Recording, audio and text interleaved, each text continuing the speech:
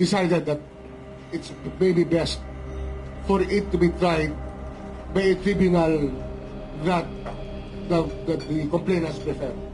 Because that's where the complainants went, and it's out of respect to the complainants' wishes that we also made the decision to turn over the person of the former president to the ICC.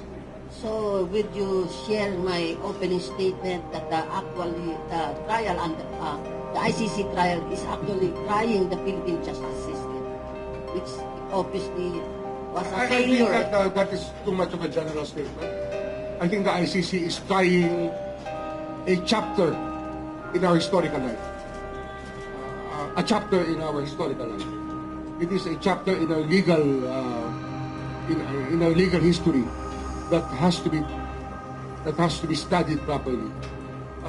As I said, it's very hard to build a case from scratch when it is way past, and the people who are supposed to help you are the ones who probably perpetrated the crime.